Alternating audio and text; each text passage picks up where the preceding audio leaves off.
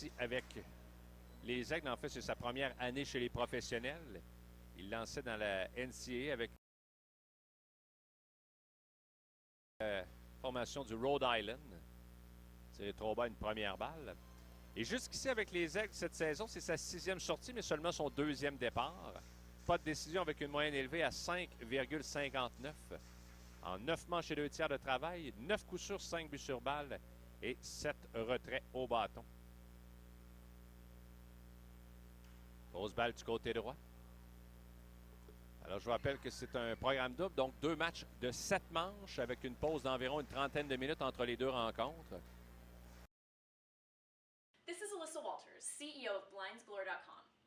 For over 20 years, we've made it easy for you to get 100%. Premier match, c'est sur les ondes de Chiz à la radio sur le FM, mais à compter de la deuxième rencontre, on sera sur le chiz.ca et également les 2 matchs sur le canamleague.tv. Voilà une balle qui bondit paresseusement en direction du joueur d'Areco. Rouli fonce, le relais au premier attend.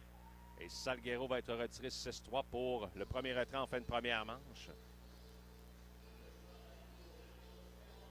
Bon, je vérifiais là, si j'avais pas la lubie, effectivement, frappeur ambidextre, hein, parce qu'il me frappait de l'autre bord dans la soirée de vendredi. Je ne suis pas fou, mon ami François. Et il a retiré ses gants de frappeur aussi aujourd'hui. Non, mais on cherche pourquoi on a des problèmes des fois. Des fois, c'est les gants, des fois, c'est le bâton. Mais ces petites choses-là, il faut les remarquer. Ça veut dire qu'un frappeur n'est pas tout à fait dans son élément actuellement. Et le premier lancé à Mandoulé est une prise sur décision. Mandoulé qui porte toujours son numéro 43. C'est sa 5e saison officiellement à Québec. Il y avait une saison où il avait très peu joué en raison d'une blessure. Voilà une fausse balle du côté droit, c'est 0-2. Moi, j'aime beaucoup le voir dans un rôle là, de 2e, 3e frappeur ou quelque chose comme ça, principalement, parce que c'est un gars qui a la possibilité d'en pousser davantage là, que certains autres. Comme premier frappeur, évidemment, c'est bon aussi, là, mais je pense qu'on peut profiter davantage de lui comme 2e ou 3e frappeur. Tiré trop haut, une première balle, c'est maintenant à 1-2. On a vu tout à l'heure, lorsqu'on a tourné la balle à double jeu, on a eu la même réaction tous les deux de voir Mandoulé qui a croisé au 2e but, a lancé un petit peu hors d'équilibre, comme il l'a fait depuis qu'il est arrivé à Québec, depuis le début de sa carrière. Ça semble nonchalant, mais c'est de la façon dont il joue. Et voilà une 3e prise sur Elan, un tir haut à l'extérieur qui a déjoué Mandoulé. Alors, première victime pour Lafleur, et rapidement, il y a 2 retraits. Bah, c'est le genre d'élan qu'on va voir peut-être pendant quelques jours de la part de Mandoulé et de son compatriote Hernandez éventuellement. Faut reprendre le rythme aussi. On change de ligue. Évidemment, c'est des nouveaux lanceurs. Ça doit être la 5e saison à Québec, on s'entend. Là, les lanceurs, ça change assez régulièrement. Full de facteurs. Ça sera au tour de Tyson Gillies de samedi. Premier lancé trop, une première balle. Gillies à nouveau utilisé comme frappeur de choix. Toujours ennuyé par une légère blessure à une jambe. Gaucher contre gaucher. Assurément, voilà une première prise, c'est 1-1. Alors, ça devrait nous donner une bonne foule également. Habituellement, le dimanche, c'est à 13h, mais là, à midi, avec déjà passablement de monde d'arrivée, les gens qui avaient des billets, soit pour aujourd'hui ou pour hier, étaient admissibles au match. Voilà, une balle soulevée en direction du champ droit. Souquet recule et s'arrête devant la piste d'avertissement et va saisir pour le 3e retrait. Juste un peu trop.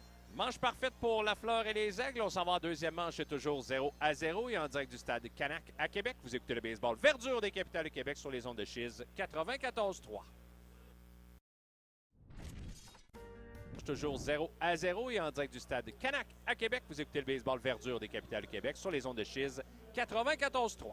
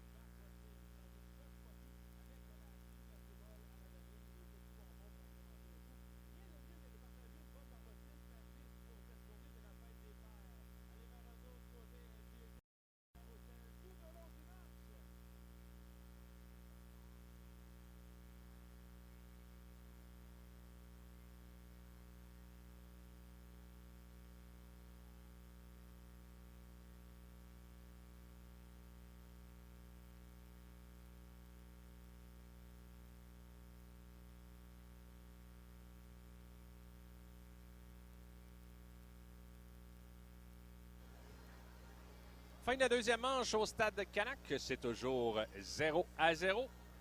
Le nouveau venu, Stellar Hernandez, sera le premier frappeur en cette fin de deuxième. Il sera suivi de Chris Shaw et de Ryan Kinnery. Alors, je parlais tout à l'heure, juste avant d'aller à la pause, de vouloir gagner le premier match. Tu sais que tu as Mulliken, qui est un ancien du baseball majeur, contre Lafleur, qui est à sa première année dans le baseball professionnel. Dans le deuxième match, c'est un petit peu plus intriguant parce que les Aigles, eux, vont utiliser Kevin McNorton, qui est probablement leur lanceur numéro 1, ou à tout le moins leur plus régulier. Et les Capitals vont répliquer avec Vladimir Garcia. C'est difficile de savoir qu'est-ce que Garcia va te donner exactement. Mais c'est intriguant quand même, par exemple. Ça, j'ai bien hâte de voir ça également. Tout comme ce qu'on va voir dans un instant. Oui, avec Stellar Hernandez qui s'amène, frappeur gaucher. Il joue au premier but et peut évoluer également au champ droit.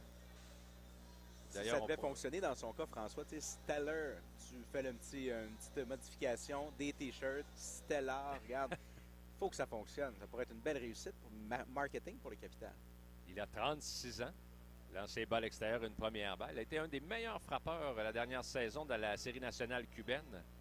Avec 20 circuits, 79 points produits. Quand même. Et voilà un très haut ballon du côté gauche de l'avant-champ. C'est le joueur de troisième but, Brandon, qui doit se méfier du soleil et du vent et va saisir pour le premier retrait.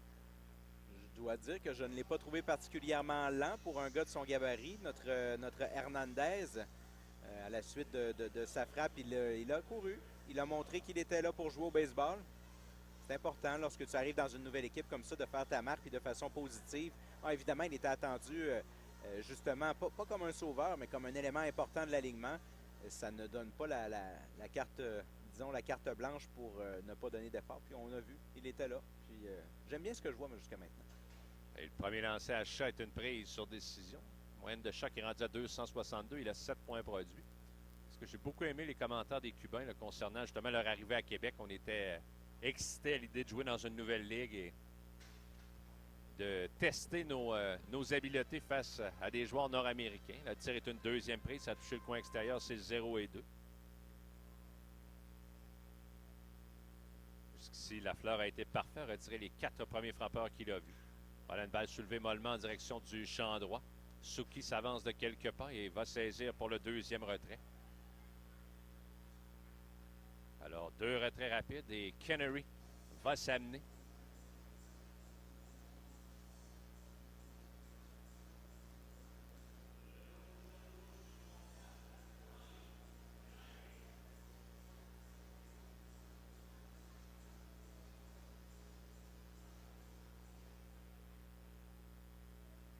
Kinnery, frappeur gaucher lui aussi. Premier lancé de Lafleur est une prise sur décision. Sa moyenne est à 278. Il a un circuit, 9 points produits. Le capitaine disait qu'ils aimaient beaucoup ce qu'ils avaient vu de lui jusqu'ici. Avec comme résultat qu'on veut le garder dans la formation, mais le gros problème, c'est qu'il est un LS5. Alors, c'est le même statut que Mandoulé. Évidemment, Mandoulé va passer avant lui.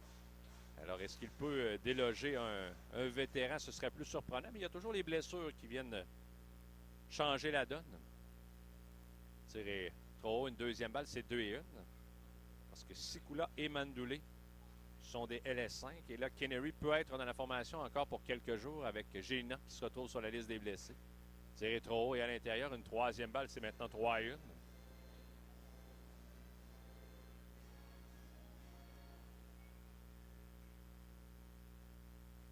Alors, 3 balles, une prise à Kinnery, 2 retraits, personne sur les sentiers. Voilà une deuxième prise sur décision. C'est maintenant un compte complet.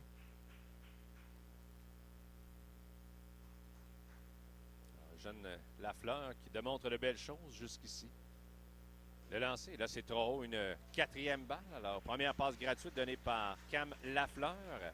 Et ça va permettre à Brandon Fisher de s'amener à la plaque.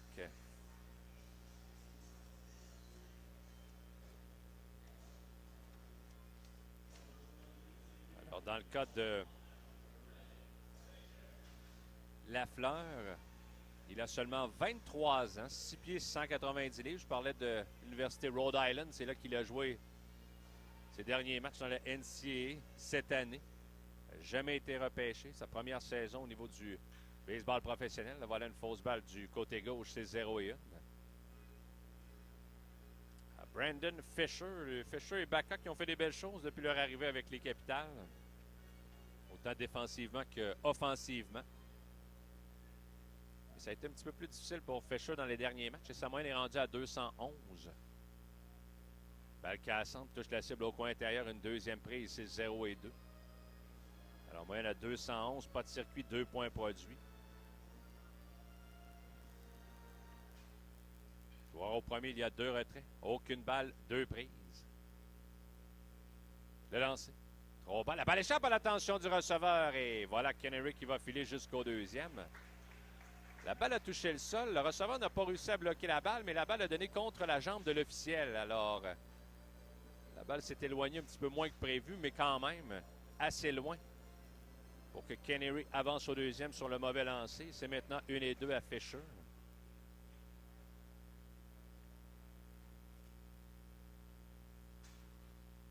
Coureur au deuxième, 2 retraits. Lafleur, le tir, fausse balle dans l'écran derrière, c'est toujours 1 et 2. Alors, chez les Capitals, on va utiliser Garcia dans le deuxième match. Demain, c'est congé et Arik Sikula sera le lanceur partant mardi pour le premier match de la série de 3 contre les Cubains.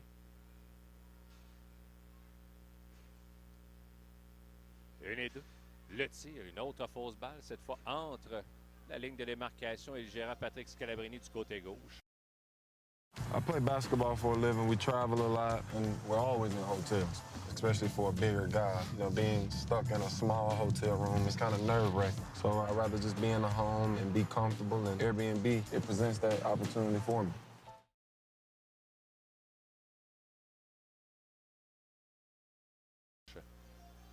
Alors, bonne présence de Fisher qui force Lafleur à effectuer beaucoup de tirs.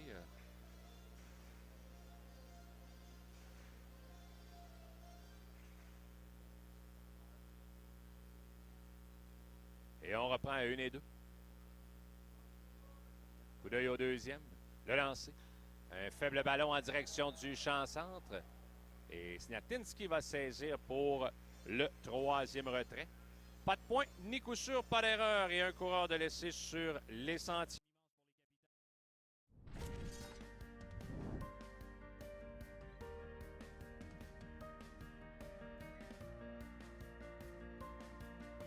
Le premier coup face au gaucher Cam Lafleur. Alors là, on aura Baca, Rudy Silly, Salguero, les frappeurs 8, 9 et 1. Baca, frappeur droitier. Sa moyenne est à 259, pas de circuit, 5 points produits. Il n'y a pas d'entraîneur au troisième coussin.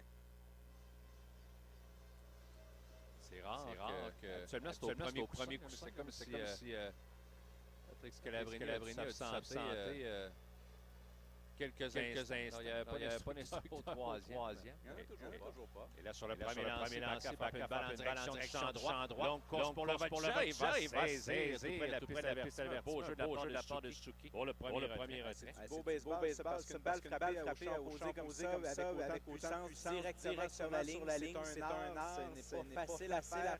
Et puis effectivement, le voltigeur qui avait une bonne course par la suite, qui est en mesure de saisir. C'est très beau ce qu'on vient de voir là. Alors, un retrait sur un seul lancer. Rudy Silly va s'amener.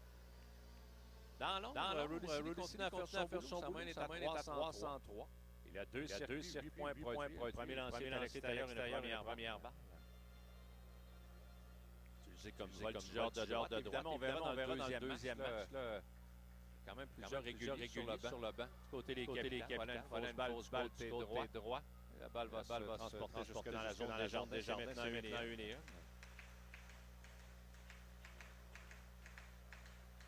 Regarde un gars comme Bass ne joue pas, devrait être derrière le Light pourrait jouer au premier. On voyait Hernandez au champ droit pour le deuxième. On aura plusieurs possibilités.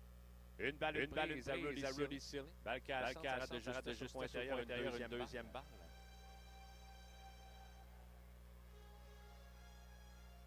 Les gens continuent d'arriver au stade. On va avoir une très bonne foule pour ce programme double. Je ne sais pas à quel point les gens savaient que ça commençait finalement à midi 13h. Le billet est bon pour le rendre complet. Puis, de manquer la première heure d'un programme double, c'est peut-être la meilleure chose à faire. Non, mais d'arriver avec ta famille, des fois, c'est la meilleure option. Faible ballon du côté droit. Qui a mal réagi au départ, mais finalement, il s'avance saisir pour le deuxième retrait. Pas toujours rassurant pour un lanceur, le genre de course avant-arrière qui a fait là-dessus, mais le retrait est fait, c'est ce qui compte. Alors, deux retraits rapides, on va reprendre avec la formation Salguero. Mais on mentionnait tout à l'heure avec Soleil qui est caché derrière les numéros, c'est un petit peu plus frais. Oui. Mais quand même confortable. Salguero. Regarde passer le premier c'est à l'intérieur d'une première barre. Va tirer sur un roulant à l'arrêt-court à sa première présence. Jeune Lafleur qui lance très bien. Voilà une fausse balle près de l'abri des capitales, c'est 1-1. Est-ce que tu regardes ces statistiques autant avec les aigles que dans la NCA, c'est pas des statistiques qui sont très impressionnantes. Mais il fait bien, lance des prises, un sur balle, c'est tout. Deuxième excellent tir au point extérieur. C'est maintenant 1-2. C'est juste dommage de voir des plaines comme ça en fin juin comme ça. Mi-juin. Une balle frappée en direction du deuxième but. Le premier. Attends. Beau jeu de la part de Luka au premier qui a fait le grand écart. Alors 4-3 le retrait de Salguero. On a déjà complété 3 manches. C'est toujours 0-0 en direct du stade. Vous écoutez le baseball verdure de Québec. Sur les ondes de Chiz 94-3.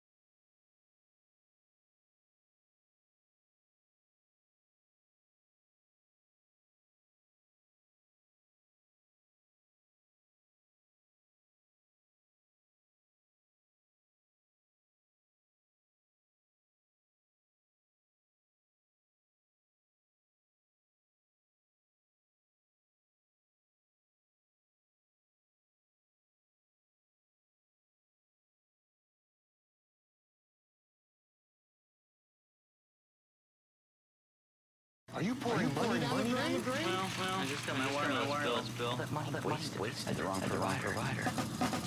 Switch to US Cellular. Unlimited with payback for $49 per line. Just switch. US Cellular. Building your next generation 5G network.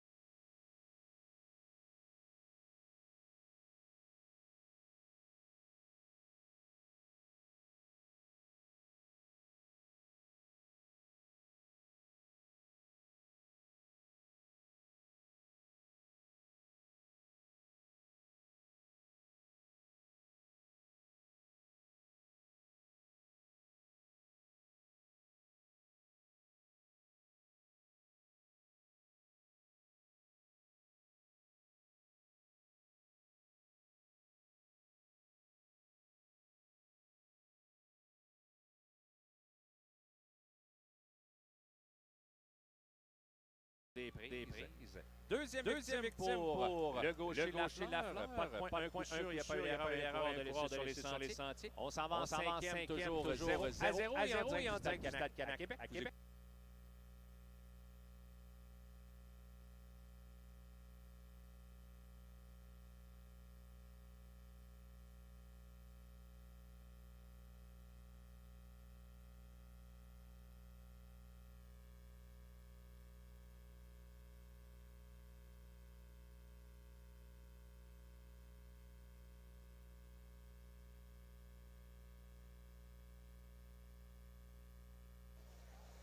C'est la fin de la cinquième manche au Stade du Canac.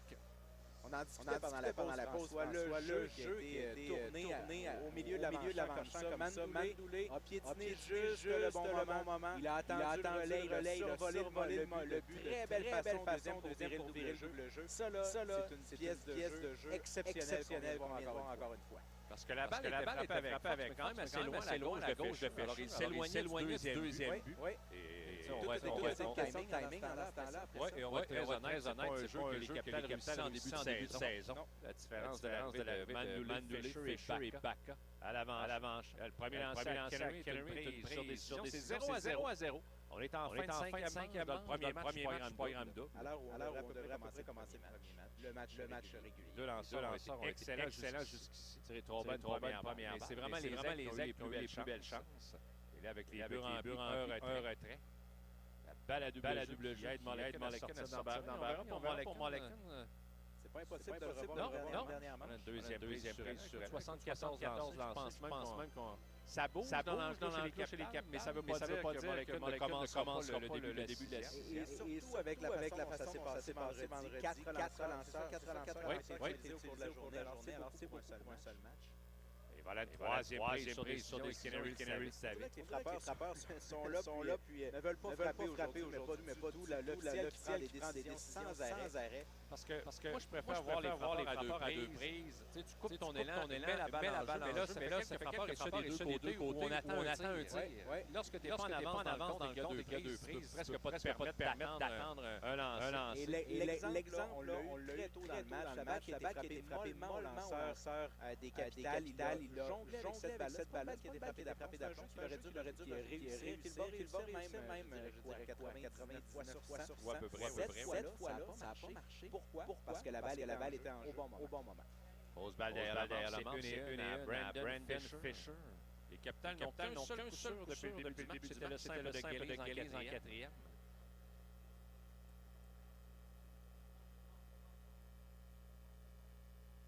Un retrait personne sur les sentiers. Voilà un faible ballon côté droit. C'est le joueur de deuxième sans charge, Nathan, va saisir pour le deuxième retrait.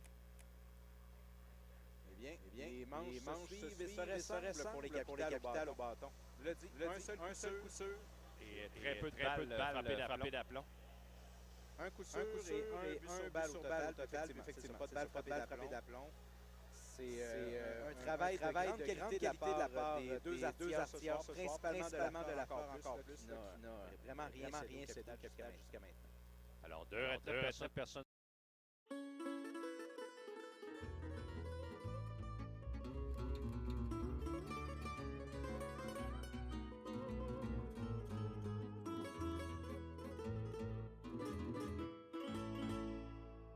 Sur les sentiers, Bacca va s'amener. Lancer balle intérieure, une première balle. À Ottawa, toujours 0-0 entre les champions et la formation cubaine. On est en troisième manche. Eux aussi disputent un programme double aujourd'hui. Le lance baille à l'intérieur, atteindre Bacca, deuxième balle. Et de la façon dont ça va là pour les aigles, on n'ira pas obligé dans les releveurs pour bien. 7 manches fait pour un lanceur partant. Avec l'étoffe qu'il a ce soir, je pense. À moins que ça peut toujours dégénérer, dégringoler éventuellement. C'est sûr que c'est seulement le deuxième départ. Il vient tout juste à peine franchir les 60 lancés. On est en 5e, il y a deux retraits. On va démarrer le deuxième match. Là, c'est un compte de 3 balles aucune. J'ai déjà fait ça, moi, comme entraîneur, une fois. Pas une bonne idée. Non, mais il y a eu une époque dans le monde du baseball majeur. Fin des années 70, début des années 80. Ça les lanceurs tous les jours, Il y a eu lanceurs parfois les deux matchs un programme double. Et il y avait des matchs 15 manches, les deux lanceurs partaient là du début à la fin. Dans le DVD, baseball, l'histoire, est-ce qu'on a des... Ma question, c'est les images les plus anciennes qu'on remonte. Début des années 1900. Donc, est-ce que les premiers chapitres sont plus des photos et des histoires quand même très intéressantes. Mais à partir du début des années 1900, quand Babe Ruth et compagnie arrivent, là, ça devient plus avec la vidéo, là, voir ce qui se passait en 1900, ça, complètement... On se bat du côté gauche, 3 et 2. Éclaté. Vous n'avez jamais vu la série baseball de Ken Burns. Vous conseille fortement. Que vous soyez un amateur de baseball ou non, parce que l'histoire est très intéressante, c'est bien monté. C'est ça, par exemple. Il y a 10 membres, dans le fond, il y a 10 DVD pour l'histoire complète. C'est les deux qui parlent de DVD, là, mais c'est sur iTunes. Frappé en flèche, mais dans les mains du voltigeur de gauche pour le troisième retrait. J'ai pas dit quand même une VHS. Il y a ça. Ni une bêta. Très bien. On revient parce que c'est intéressant. On s'en va, c'est toujours 0-0 et en direct du Stade Canac. Vous écoutez le baseball. Verdure des Québec sur les ondes de Chiz.